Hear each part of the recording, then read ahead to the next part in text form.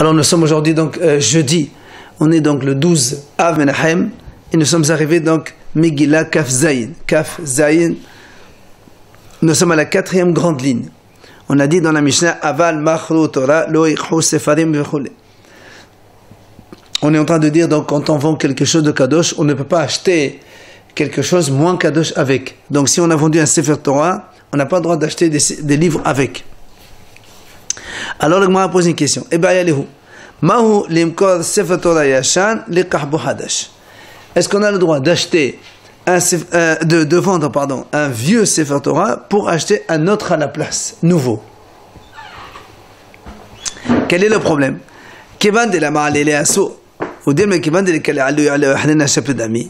Nous on a dit, on n'a pas le droit de vendre quelque chose à moins de monter dans la sainteté. Or quand tu vends un Sefer Torah et tu achètes un autre Sefer Torah, tu ne montes pas. Donc si tu ne montes pas, donc tu n'as pas le droit de vendre. Ça c'est les premières hypothèses. Deuxième hypothèse, ou bien on va dire, puisque de toute façon, au-dessus du Sefer Torah, il n'y a rien. Donc, Sefer Torah avec un Sefer Torah, ce serait motard. Un beau pour un vieux, ce serait motard. Donc c'est la question qu'on pose. Et la Gemara va donc tenter de répondre.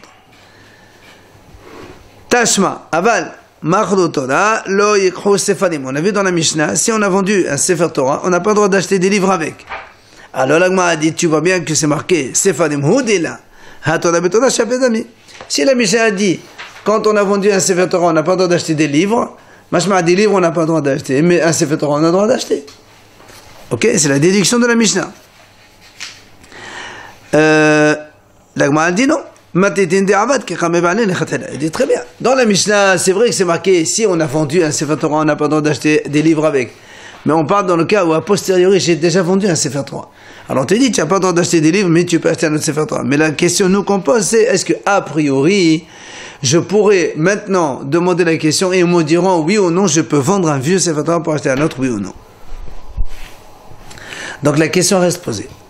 Tashma, deuxième tentative de réponse. Golelin Sefer Torah b'metpachot humashin. B'humashin b'metpachot nevim tovim. On a le droit d'envelopper le Sefer Torah avec des foulards qui avant ils en servaient à des humash. On le monte en grade, c'est bien. Ou bien des serviettes qui enveloppaient nevim tovim, on les monte, on enveloppe avec des humashim. Ça aussi c'est valable. Aval. Lo nevim tovim b'metpachot humashim, v'lo humashim b'metpachot Sefer Torah. Mais on n'a pas le droit donc d'envelopper des nevim tovim avec des serviettes qui enveloppaient des humash, parce qu'on descend de grade. Ni on peut envelopper des humash avec des foulards ou des serviettes qui enveloppaient le Sefer Torah. Ok? Ça c'est clair. Maintenant, la Gemara dit, donc on a bien dit qu'on a le droit d'envelopper le Sefer Torah avec des foulards, des humash. Des serviettes qui enveloppaient avant des humash, on peut les utiliser pour les Sefer Torah parce qu'on monte. Mais Sefer Torah là. Si la Mishnah a dit on a le droit d'utiliser des serviettes de humash pour envelopper Sefer Torah, et la Mishnah n'a pas dit on peut utiliser les Sefer Torah, des foulards de Sefer Torah pour envelopper un Sefer Torah, mashma que on ne peut pas le faire. C'est-à-dire égal, on ne peut pas non plus. Ah, la Gemara dit non, là aussi, Emma Seva, regarde dans la Seva, qu'est-ce qu'il y a marqué? Velo humashin b'metpachot Sefer Torah.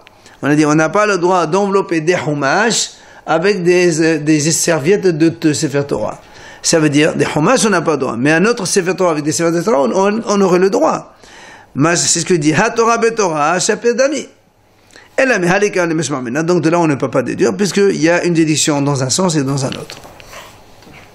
Donc, la question reste posée. Tashma, la Gemara dit, Manihin Sefer Torah ge-be-Torah, be-Torah ge-be-humashin, be-humashim ge-be-nevim ktuvim. Quand on pose, on peut poser un Sefer Torah sur des humash, ou des humash sur des nevim ktuvim, aval, mais lo nevim ktuvim al-gabe humashim de lo humashim al-gabe Torah. On ne peut pas poser des nevim ktuvim sur des humash, ni des humash sur des Sefer Torah. Qu'est-ce qu'on déduit de là?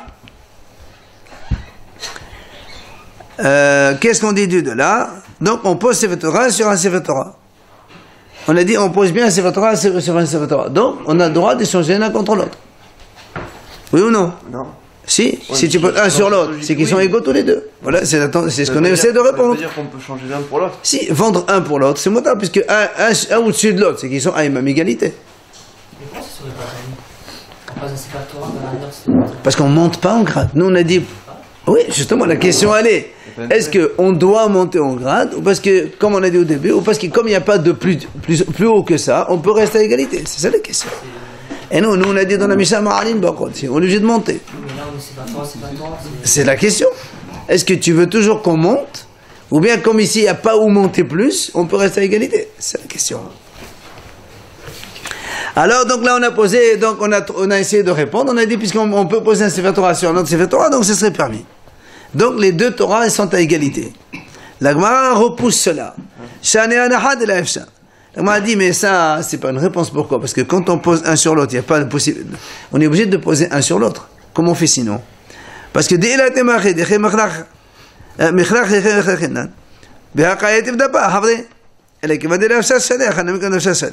Gemara dit, là-bas, c'est pas une preuve. Pourquoi? Parce que quand on roule un Sefer Torah, il y a toujours un daf qui est au-dessus de l'autre. C'est sûr, un au-dessus de l'autre. Parce qu'il n'y a pas de possibilité. Là aussi, quand on est en train de ranger, on est obligé de ranger. Alors tu mets un Sefer Torah au-dessus d'un Sefer Torah. Il n'y a pas le choix. Quand on n'a pas le choix, c'est pas une preuve de réponse. D'accord? Tashma, encore une autre tentative de réponse. Il a dit Rabba Baba Hanan au nom de Rabbi Hanan, Mishum Rabban Shimon Gamliel.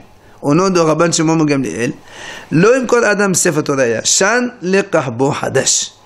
Un homme n'a pas le droit de vendre un Sefer Torah vieux pour acheter avec un neuf. Comment tu montes là? Hein? Tu manques de Gdusha quelque part, non? Ah non, Sefer Torah, c'est la même chose. Donc ça, c'est une réponse claire. On ne vend pas un Sefer Torah vieux pour acheter un neuf. Non, on ne parle pas de abîmé. On parle qu'il est cachère, mais il est vieux. C'est les passos, il n'y a rien à dire. Normal.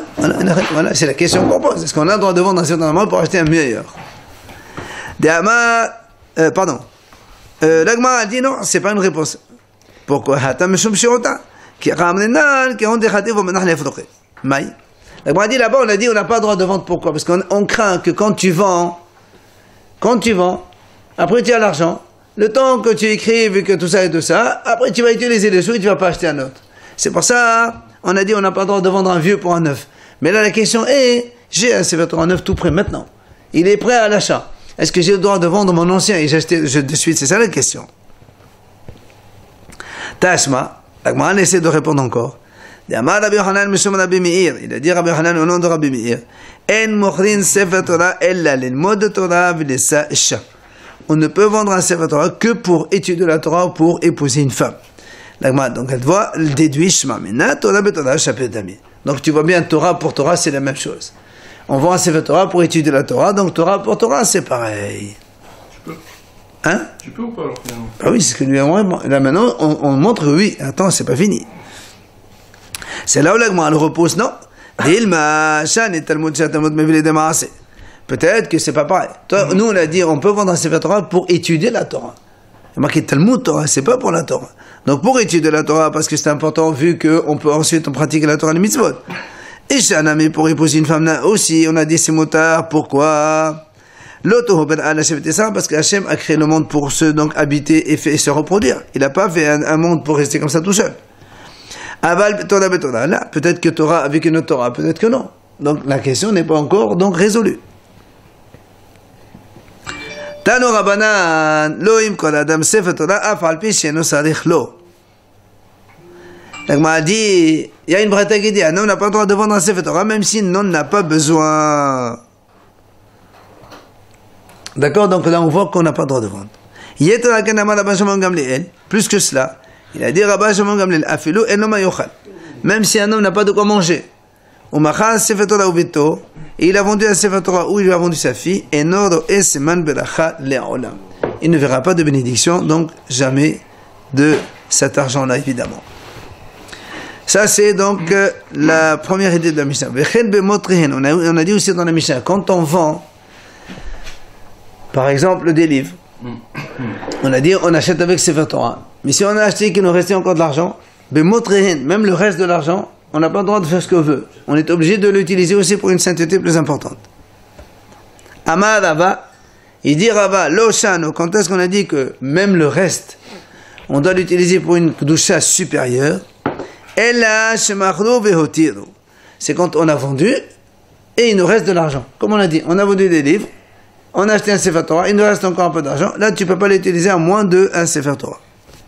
Aval gavu vehotiru muta. Mais si on a fait une collecte, par exemple pour acheter un Sefer Torah, et on a collecté plus qu'il ne le faut, il nous reste de l'argent, là on peut l'utiliser pour autre chose, c'est pas un problème. Pour même kedusha inférieure. Ça c'est ce qu'il dit Rava. Et TV Abaye lui objecte.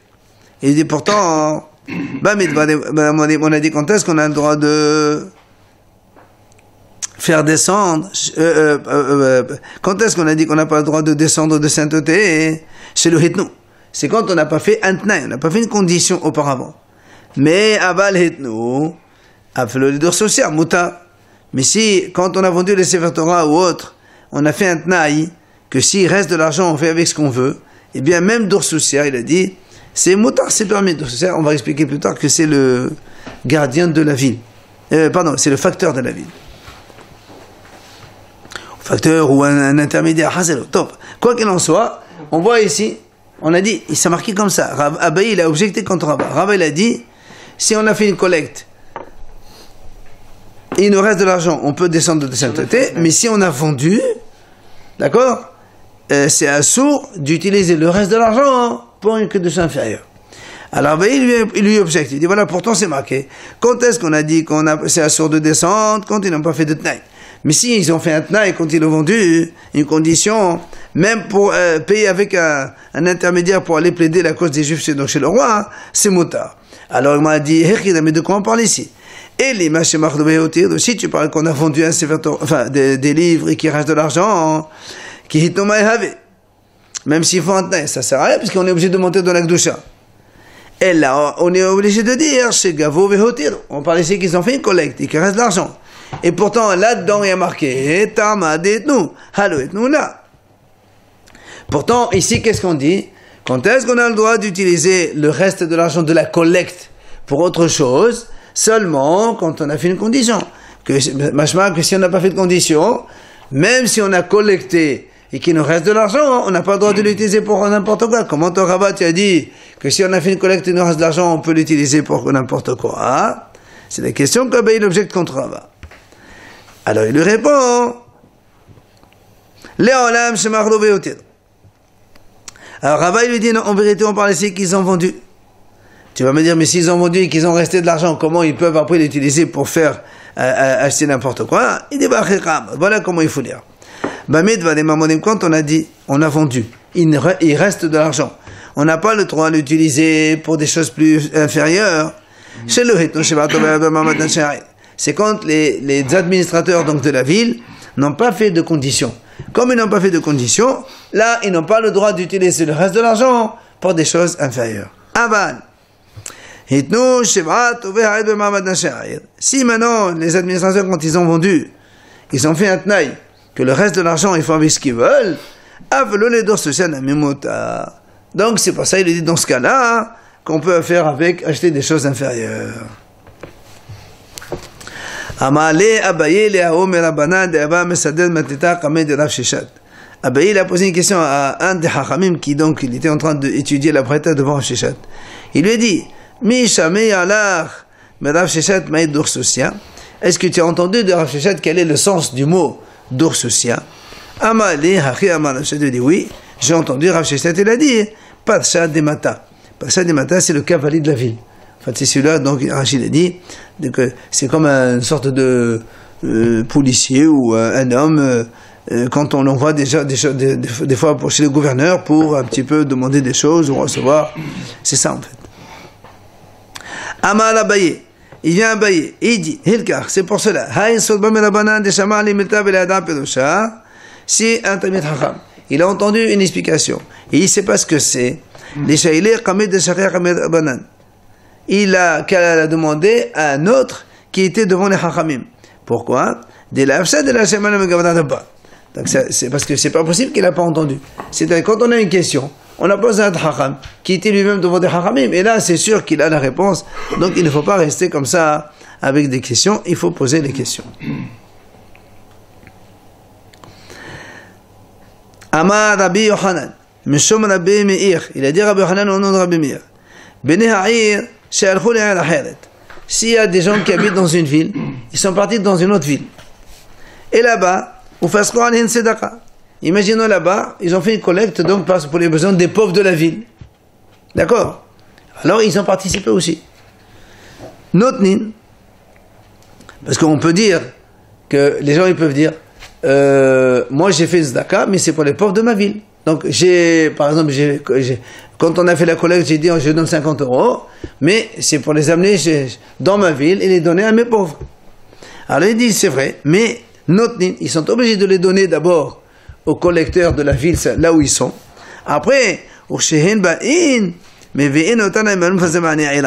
quand après ils rentrent chez eux, ils peuvent aller chez le collecteur, dire voilà, moi j'ai donné 50, tu me les rends, je les donne aux pauvres de ma ville. Tout ça pourquoi? Pour que les gens, on ne va pas dire oh il a promis de donner, il n'a pas donné. D'accord? Donc comme ils ont fait une collecte publique devant tout le monde, tu as dit voilà, je donne 50 €, même si tu n'es pas de la même ville qu'ici, tu donnes au gabaïm, au responsable, et quand tu vas rentrer chez toi, tu dis voilà, tu me donnes mon argent, je le donne aux pauvres de ma ville. Tanya Nami Hachi, la Braïta elle appuie cela.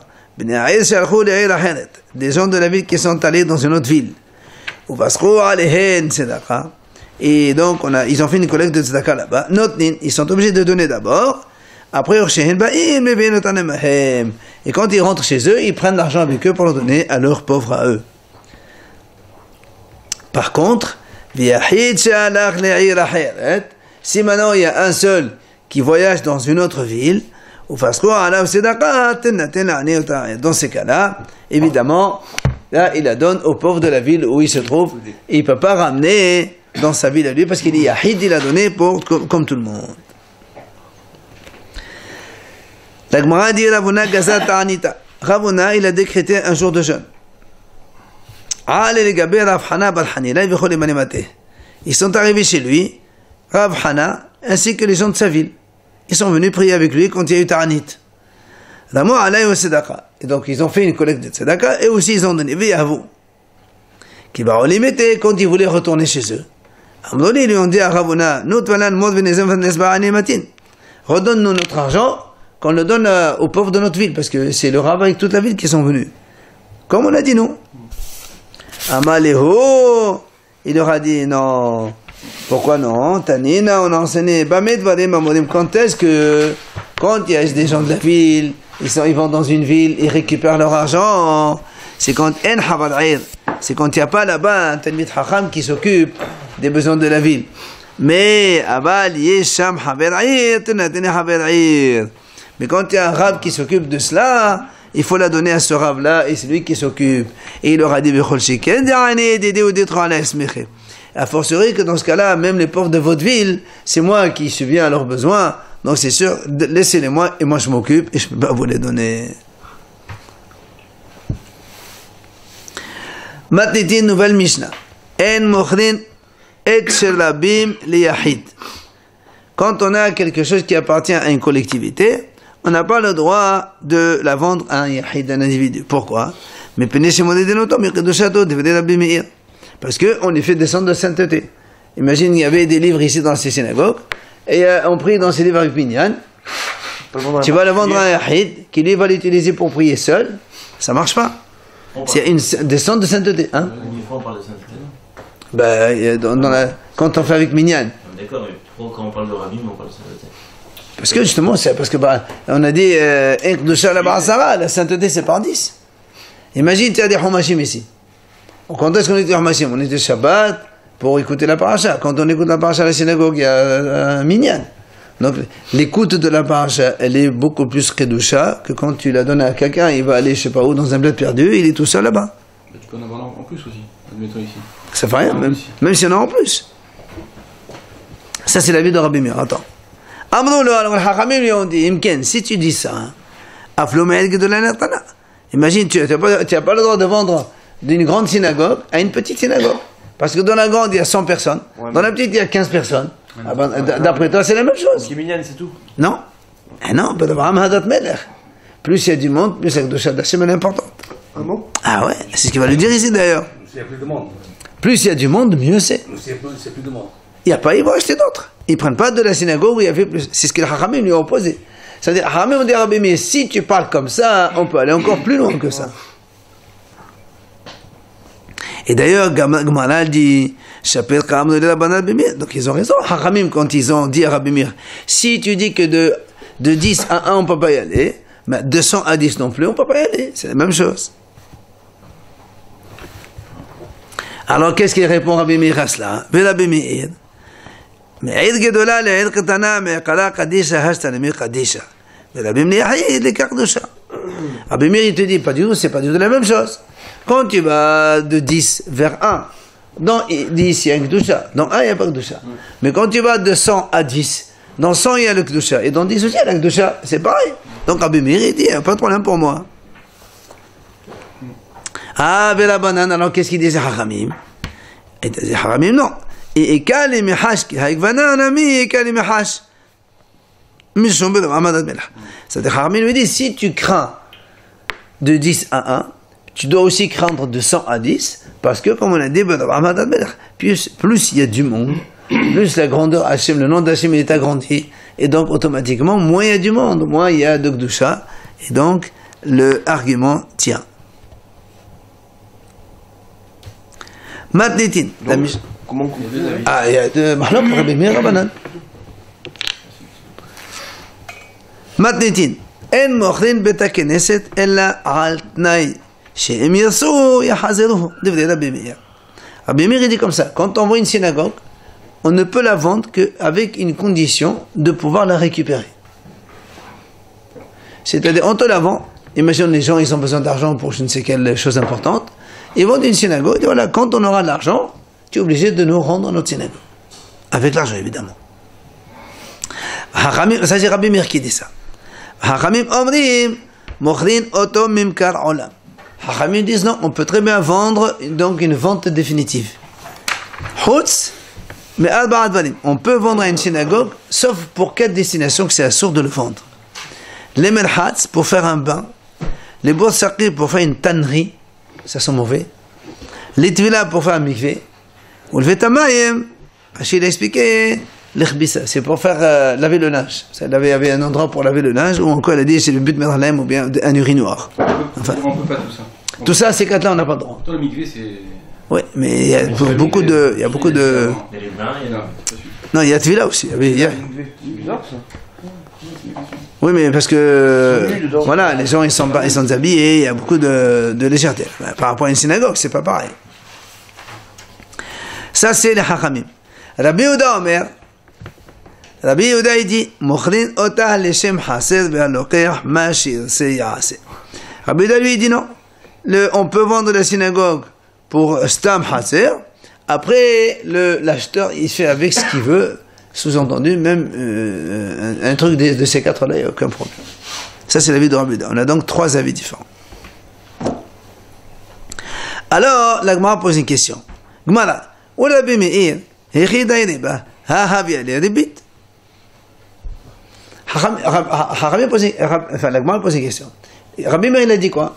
Je te vends une synagogue. Par exemple, on va dire, on vend une synagogue pour tel prix, pour 10 000. Le monsieur, il va habiter dedans 1 an. Dans 1 an, il revient. On dit, monsieur, voilà, 10 000, tu nous rends notre synagogue. D'accord?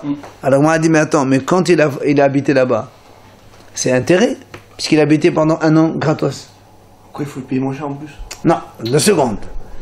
Si tu dis qu'on a le droit de vendre une synagogue seulement dans l'intention de la reprendre, c'est-à-dire quand on a vendu, en fait, on lui a juste prêté la synagogue pour la reprendre, mais en attendant, il a habité 12 mois. Il a gagné donc 12 mois de loyer. Intérêt. Ah oui? Ouais, mais il a acheté. C'est pas mon problème. Il aurait très bien, si la synagogue n'avait pas d'argent, il aurait très bien pu ne pas le racheter. Très bien. Mais comment tu dis qu'on peut la récupérer sous les mêmes conditions, donc puisqu'on n'a rien dit, en attendant, le monsieur, il a gagné de l'argent. C'est évident. Tu nous donnes 10 000, on te rend 10 000, mais en attendant, tu as vécu 12 mois là-dedans. Mais il y a eu vente, c'est pas un prêt, il y a eu vente. Eh non, puisque Rabbi Meir dit non, la vente ne peut être valable que sous condition qu'on peut la récupérer. Donc c'est pas une vente. Sous condition. Très bien, donc c'est pas une vente. Très bien, ne jamais Donc, récupérer. Très bien, mais, ouais, donc, mais si on la récupère, il y a quand même ribit. Très bien, question. Amar Rabbi Yohanan, donc question elle est contre Rabbi Meir, bien sûr. Il a dit Rabbi Yohanan, Rabbi Meir, Bishetat Rabbi Yehuda Amara. Il dit Rabbi Yohanan, en fait Rabbi Meir, il parle selon Rabbi Yehuda. Qu'est-ce qu'il a dit Rabbi Yehuda? De Amar, Sad Had Beribit Mutar. Rabbi Yehuda, il dit comme ça, quand il y a un ribit d'un seul côté, ça veut dire, quand il n'y a pas un ribit formel, ça peut être ribit, ça peut ne pas être ribit. Là, c'est Mutar. Comme ici. S'il récupère la synagogue, c'est ribit. S'il ne récupère pas, il n'y a rien. C'est la condition même du contrat. Et non, justement. Donc, il y a ribit Ah non, pas du tout. Et s'il ne la récupère pas? C'est la clause du contrat. Et s'il n'a pas d'argent. Et eux, ils disent, si on a de l'argent, on peut la reprendre. Et donc ça veut dire, si on n'a pas d'argent, tu la regardes définitivement. Donc il n'y a pas de ribit dans ce cas-là. Et c'est ce qu'il dit. Lui, il dit quand il y a un seul côté de ribit, ça c'est motard selon Rabbi Yehuda. Détania, il nous donne d'ailleurs la Breta qui parle de ça. On a vu ça il y a pas longtemps, enfin il y a longtemps déjà. Imaginons, quelqu'un il me doit, il y a marqué mané 100, on va dire 10 000 euros. Et voilà donc, il m'a dit voilà, je te donne un champ, un terrain. S'il dit c'est un an, je te rembourse pas, tu gardes le champ. Et le champ, il est la même valeur que donc 10 000. Le champ, il coûte 10 000, d'accord? Il me dit, voilà, tu gardes le champ. S'il dit, c'est un an, je ne rembourse pas, ben, tu prends le champ. Alors, l'Agma a dit comme ça. Si, alors moi, moi, lui, il me doit de l'argent. D'accord? Et qu'est-ce qu'il me fait? Il me laisse un terrain. Il me dit, voilà, tu gardes le terrain. Très bien. Alors nous, on dit, si c'est lui qui m'a vendu le terrain, c'est lui qui va profiter pendant toute l'année de ce terrain, il n'y a aucun problème. Mais si c'est moi qui profite du terrain, ça fait ribit. Ça fait intérêt. Puisque à la fin de l'année, je vais quand même prendre les 10 000, et en même temps, j'ai profité donc de 12 mois d'habitation là-dedans, de l'usage de ce terrain. C'est-à-dire que même s'il ne rend pas le terrain, il y a quand même un intérêt. Non, s'il ne rend pas le terrain, comment? Non, le fait d'avoir récupéré le produit du champ. Non. Lui, il m'a donné un terrain. Il m'a dit, voilà, tu as le terrain là-dedans. Dans un an, si je ne te rembourse pas, tu gardes le terrain. Ok? Donc, si effectivement il ne rembourse pas, il va me donner de l'argent. Enfin, il ne va pas me donner, il va me donner le terrain qui vaut 10 000. Donc, je lui ai prêté 10 000, il m'a remboursé 10 000. Mais seulement, si c'est lui qui habite dans ce terrain pendant ce temps-là, il n'y a aucun problème, c'est à lui. Mais si c'est moi qui habite dedans, ça fait d'intérêt, puisque moi j'ai pris 10 000 plus. Pour comparer à l'autre cas, il y a un stade supplémentaire. Ah non, c'est un seul côté. Non, parce que là, on peut récupérer le bénéfice donc du champ pendant le... Non, c'est la même chose. C'est la même chose. Soit il me rembourse de l'argent, il récupère son terrain. Bien sûr, dans l'histoire de la synagogue, on ne récupérait rien pendant la durée d'un an. Non, mais ça fait rien. Ça fait rien. Si, mais je récupère, si je rembourse, je reprends ma synagogue. Il a dormi dedans. C'est l'usage de la chose dedans. C'est la même chose. Il te le donne, il habite dedans. C'est une donation un peu spéciale. Ah non, c'est comme ça. Il te le donne, il habite dedans. Et alors, il me dit voilà, dans un an tu le prends, mais pour l'instant il se le garde. Si j'arrive pas à te rembourser, tu me prends le temps. Rabbi Yehuda Omer. Même que ce soit un bien communautaire, ça fait rien. Pardon? Même que ce soit un bien communautaire, ça fait rien. On parle de synagogue ici, c'est pareil. Rabbi Yehuda Omer, afelo lokeh ochel pedot mutar. Rabbi Yehuda dit non. Même si c'est moi qui mange les fruits de terrain, c'est permis. Pourquoi? Et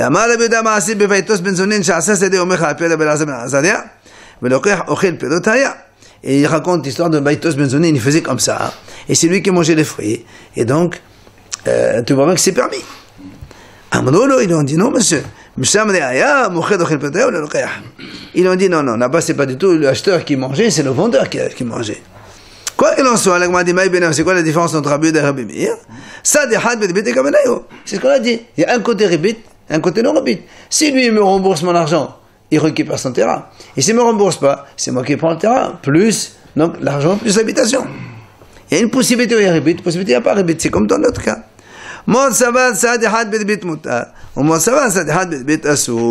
C'est ce qu'on a répondu donc, par rapport à Rabbi Meir pour la synagogue. Donc, lui, il pense qu'en Rabbi Yehuda, il dit quand il y a un seul côté ribit, c'est permis. Rava Amar, Rava il dit non. En vérité, tout le monde pense que ça c'est interdit. Alors c'est quoi ici le problème? Le mahlok entre les deux. Ici, c'est la question, elle est ce qu'on appelle les bits al-menat d'azir, intérêt dans l'intention de rendre. C'est-à-dire, moi ça va des bits al-menat d'azir, moi ça va d'assaut.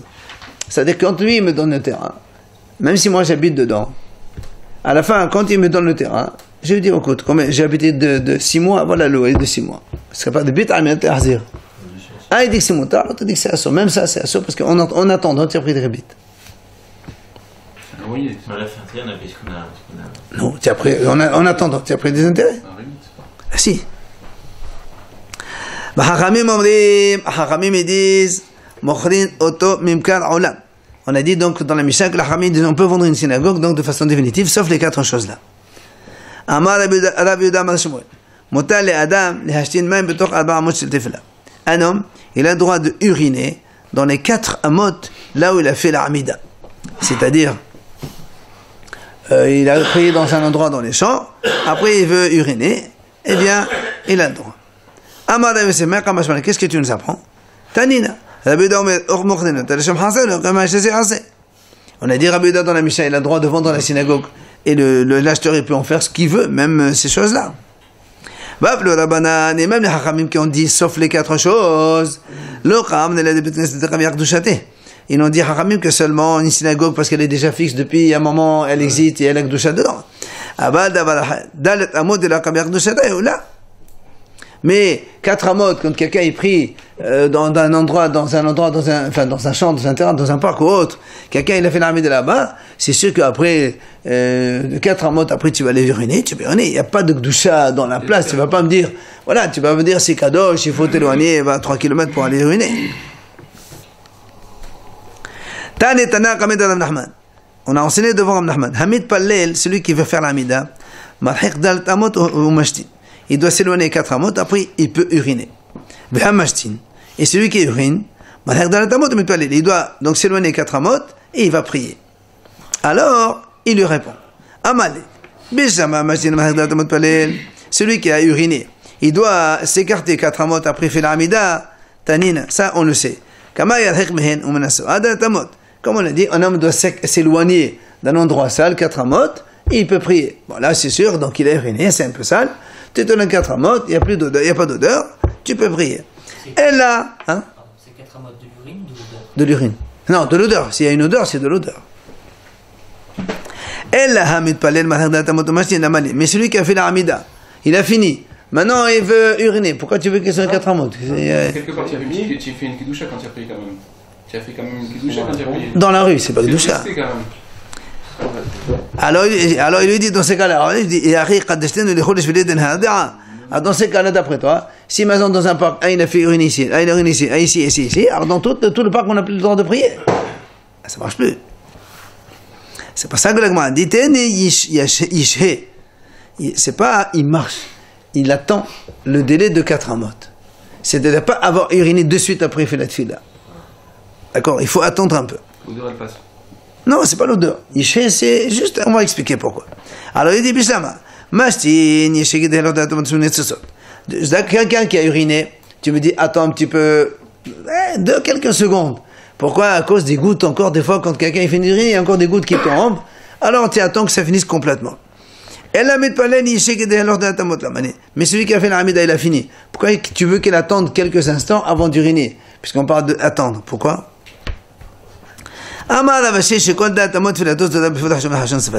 C'était parce que quand quelqu'un il dit quelqu'un il a fini l'amida, dans les suites de sa amida il a encore des paroles dans sa bouche qui continuent un petit peu de tfila, alors il est obligé d'un petit peu de attendre quelques secondes avant d'aller uriner parce qu'il y a encore des paroles de Torah qui restent dans sa bouche, dans ses lèvres. Zalfan Siman.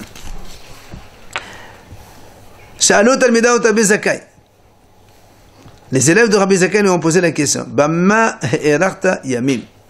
Par quel mérite tu as eu une longue vie? Depuis, donc, de toute ma vie, je n'ai jamais uriné dans les 4 amot là où j'ai fait l'amida. Donc, c'est ce qu'on est en train de dire. Je n'ai pas donné un surnom à mes amis. Je n'ai jamais annulé le Kiddush Shabbat. C'est-à-dire, je n'ai pas annulé le Kiddush. Ça veut dire que j'ai toujours fait en sorte d'avoir du vin pour faire les Kiddush. Parce qu'à l'époque, c'est pas évident. Et il raconte d'ailleurs, j'avais une vieille maman. Une fois, elle a vendu son foulard pour que je puisse avoir du vin et faire le kiddush avec du vin. Tana, on enseigne, quand elle est nifteret, elle lui a laissé 300 cruches de vin. Son mérite qui lui a permis de faire kiddush avec du vin, Hachem les a enrichis, 300. Quand lui, il est niftar, Rabbi Zakkai, il a laissé à ses enfants 3000 cruches de vin.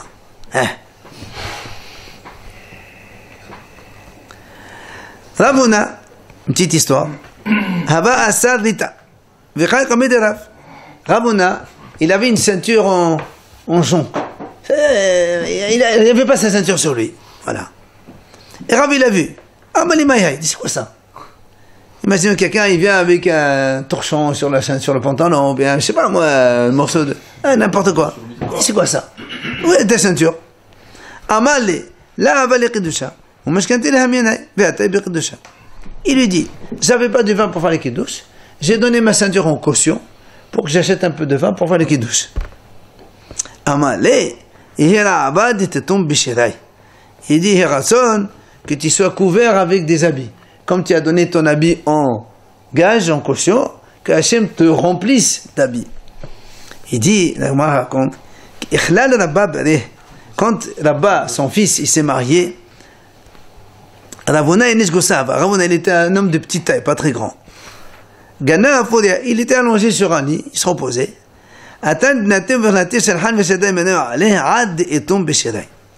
Ils sont venus, comme c'était le mariage, ses filles, les belles filles, tout le monde sont venus, et chacun a posé son manteau, ce truc sur le lit, tellement qu'il a été complètement couvert avec les habits comme il a dit le Rav. Alors là, on a dit, Sama Rav Irpan. Rav, quand il a entendu l'histoire, ça l'a un peu énervé. Pourquoi? Il dit, pourquoi quand je t'ai fait une bracha, tu m'as pas dit, toi aussi? Quand il a dit que tu seras couvert par les habits, l'autre il a dû lui dire, puisqu'on voit la preuve, les portes du ciel elles étaient ouvertes, vu que ça s'est réalisé. Tu aurais dû me dire à moi aussi, les morts, toi aussi que tu sois venu par le ciel. Donc ça l'a un peu, évidemment, donc énervé. Allez, on finit une petite histoire deuxième. En quoi c'est une bracha? Quels habits? C'est pas les habits de ses belles filles. Ça veut dire que la bracha, elle s'est quand même réalisée. Elle s'est réalisée, mais ça ne rien. Tu connais quelqu'un, il est couvert, enveloppé par des habits des autres. Quel intérêt? Ça veut dire qu'ils avaient tellement d'habits qu'ils l'ont couvert. Quel intérêt? Ils vont reprendre la famille. Alors, on finit. Allez, les élèves de Rabbi Elazar ben Shammua, ils lui ont dit, avec quoi donc tu as eu le mérite d'avoir une longue vie? Je n'ai jamais utilisé le Bet Knesset de la synagogue pour faire un passage, pour faire un raccourci. Comme avant, les gens, ils étaient assis par terre. Quand le rabbi vient, s'il traverse toute la synagogue, tu vois, c'est comme si qu'il écrase tout le monde avec ses pieds, parce qu'il marche et eux, ils sont assis par terre. Il dit, moi, j'ai jamais fait ça. Je n'ai jamais fait Birkat Kohanim sans faire la bracha que les Kohanim y font. Je ne sais pas quel mérite il y a dans cela, mais bon. Non, dans le premier, ça veut dire qu'il arrivait toujours avant les Talmidim. Donc quand il dit j'ai jamais marché sur la tête des autres, ça veut dire qu'en fait, il était toujours le premier. Donc ça, c'est un mérite. Birkat Kohanim, je ne sais pas. Hein? Rachid a rien dit. Non.